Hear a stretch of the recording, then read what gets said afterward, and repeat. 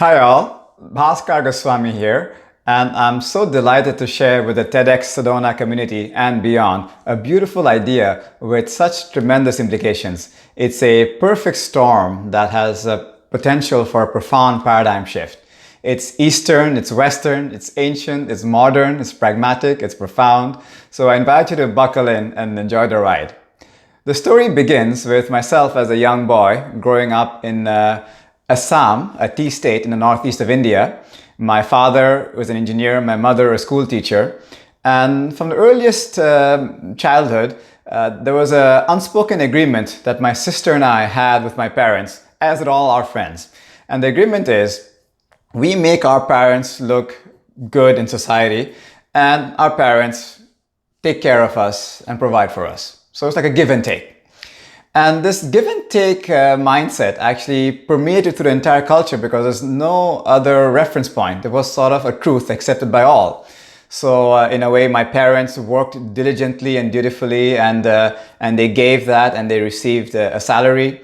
And with that salary, they gave the salary and purchased goods and services. And I myself gave my attention and my diligence to study, and I got a good degree in electronic engineering. And then later on it was my turn to give my skills and experiences and receive a paycheck and so on. So this give and take mindset was very embedded. Now something very strange happened along the way, because there was another parallel story to this. And this is my love story with yoga. So going back to one of my earliest childhood memories, I remember being one in over 1,000 little kids, all wearing white t-shirts and shorts, all very neatly arranged in this massive field, with this instructor with a megaphone in the front shouting, inhale, hands up and back, exhale, forward and down. And I was somewhere far at the back, and I remember just loving it. And when I came home, I used to take a glimpse of my father practicing yoga. And when he was in the headstand, I used to rush to push him over. And now my children do that to me. So I guess that's how karma works. Now, I feel that in my life, if I was to meet one yoga teacher amongst 1,000 yoga instructors, I'd be very lucky. And amongst those 1,000 yoga teachers, if I happen to meet one actual yoga master, then I'd be extremely lucky. So this perfect storm started to brew when I actually studied under two yoga masters, Yogacharya Tyagaraja Nandakumaran and Suramani Sriram. Very extraordinary names, and they were both extraordinary people. And what really compelled and intrigued my engineering brain was just how scientific, irrational and profound yoga practice turned out to be. So in the early 2000s, I immigrated to Montreal, Canada. I was an engineer by day, and I was just an inhaler of all things yoga in my spare time. As the quote from Rumi goes, we have been walking on the water's edge, holding up our robes. We should dive down deep and deeper still. So a small group of us dove very, very deep into yoga practice. And very soon I became a yoga teacher. And to me, it felt like I was a fish in water. I believe Einstein, or someone pretending to be Einstein, is known to have said that we're all born genius, yet if you ask a fish to climb a tree, it'll spend its whole life feeling foolish. So in that sense, I was the fish that found my water. It was just a natural talent and knack in teaching that I can't take no credit for. It was like the color of my eyes. It was just given to me, and I love to teach. And that's when the whole give and take model just collapsed. So there I was as a yoga teacher teaching these classes at a conventional level, giving a class to receive a remuneration. But it did not feel like I was giving anything at all. Just to be there and witness these sincere students practicing and going through this profound transformation felt like such a privilege. To be able to share my knack and talents in a way that could benefit people so meaningfully. Again, I was so grateful for that. And I used to come out of these classes feeling like I took a yoga class. And then in the end of that, to receive their appreciation and their financial payments, it's like, wow, because the whole process I was receiving the whole time. How can you be receiving the whole time and it still works? How is that happening? I couldn't believe it. And I remember saying to myself, What an agreeable way to make a living. Hashtag life hack. So some other peculiar things started to happen. Something else that happened is that it felt very strange to have this arbitrary price tag assigned to a practice that I felt was so fundamental to our human condition, like a basic birthright, just like breathing and as common sense as brushing our teeth. And yet there I was, in my over 20 years or so of teaching yoga and meditation, I have received everything from $0 to over $6,000 for teaching the exact same practice. It seemed very strange. And then suddenly it hit me, and my big breakthrough happened when I heard S.N. Goenka describing the principle of daana in my very first Vipassana meditation training. Then I said, yes, of course, generosity. Generosity has been the foundation of how these ancient wellness practices has been preserved in such a pure and profound way through centuries. And in just the last 20 years or so, give or take a few decades, yoga has gone from being relatively obscured in North America to being an over $20 billion industry. I often make the joke, just generally speaking, that the East is very, very good at giving people the present moment, and the West is really good at knowing what to do with it. So we have things like salsa yoga, aqua yoga, dog yoga, beer yoga, goat yoga. I mean, it's all very creative. In India, for centuries, it's just been yoga. Yet in that creativity, we might have left something very, very important behind. It's like getting really enthusiastic about a really valuable tree and then transporting it and transplanting it, yet leaving something very important behind, the roots. And the roots of generosity sort of got left behind in the yoga practice. So when yoga came to the Western world, it took on the mechanics of the fitness industry. So, you had the memberships and the drop-in rates and the occasional discounts. Yet yoga was never taught this way. Since ancient times, people contributed spontaneously what they could. Perhaps princes would give jewelry, business people would give money, farmers would give the food or crop growing at the time. If people had little means, they would clean the house or prepare the food for their teacher. And it was all done in the spirit so that the teaching can continue and be of benefit to the next students as well. And that's the spirit of generosity. So something happened to that as well along the way, the whole generous spirit. And it's not just yoga. This generosity is the very first teaching of Gautama the Buddha. The very first teaching is daana. And virtually all the cultures were built on the foundation of generosity. Every temple, synagogue, church, mosque, gurudwara, monastery, and so on, they were all built on a foundation of generous contribution. Yet something mechanical happened with this, and we lost the feeling of generosity, and maybe even it got sort of diluted by self-interest and vulgarized in a way. So, knowing all of this, fast forward to 2015, my girlfriend Carolyn and I decided to do a social experiment. We put together a 3-minute video and did a crowdfunding campaign, and it happened to raise $17,000 Canadian. And that helped us build the website and the app for a very simple concept. And the concept is hosts offer us their space, any kind of space, living rooms, offices, cultural centers. And the teachers offer to teach their craft and share their gift in that space. General people can find these classes on the website and the app, and they participate. And after that, they're invited to make an anonymous contribution to keep the classes going. Very simple. So in a little over 2.5 years or so, daana has been very fortunate to be a source of wellness to over 5,000 people. There's been all kinds of crazy cool activities I could have never imagined. There's salsa, there's Pilates and groove dancing and yoga, meditation, nature walks, hikes, cancer wellness workshops, nutrition workshops, over 20 retreats that anybody could come to. It's just been an incredible experience. And in that, we've learned a lot among the way. And here is a little video of the daana community speaking about their daana experience.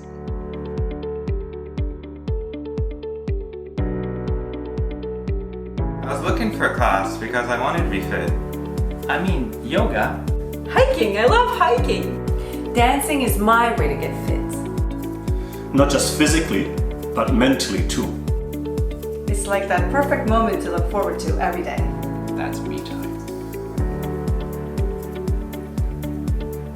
Oh my god, I love me time. I crave me time. Anyway, I signed up. I went. Running class was just awesome. Meditation. I was okay at it before, but now I can actually nail that kata. I can have some quiet. I feel the adrenaline rushing. It's a constant discovery. The people are great. Sometimes they bring cookies. Show tips, stories. We all help each other. It's like, wait, This isn't just a yoga class. This feels like a community. The payment. weird. but also fun. It's like a puzzle. At first, I was trying to figure out How much should I give? So, after the class, you get an email. It invites you to go online and contribute anonymously. So like you give what you can. You give what feels good. That's all. Wait, is this a scam? How can it work if Anyone can give anything? if everyone gave nothing? Then it couldn't work. But people give because I support what I love. I support what's making me happy. I learned so much through Dana. Yoga, Tai Chi, meditation, dance. These are all expressions of who we are. Dana helps to cultivate the values, mindsets, and attitudes that I want to have. Patience. Kindness. Confidence. I know each time I go, I get to live a unique, Uplifting experience. Because each person in that room is doing and being their absolute best. Dana brings out the hero in us. Everything we do and everything we give, We do it joyfully, spontaneously. compassionately. if you're doing it with the right spirit. Then you know you're doing it right. Dana is a practice ground for generosity. And that's the journey of a lifetime. And that's Dana. That's Dana. That's Dana. That's Dana. That's Dana. That's Dana. That's Dana. That's Dana.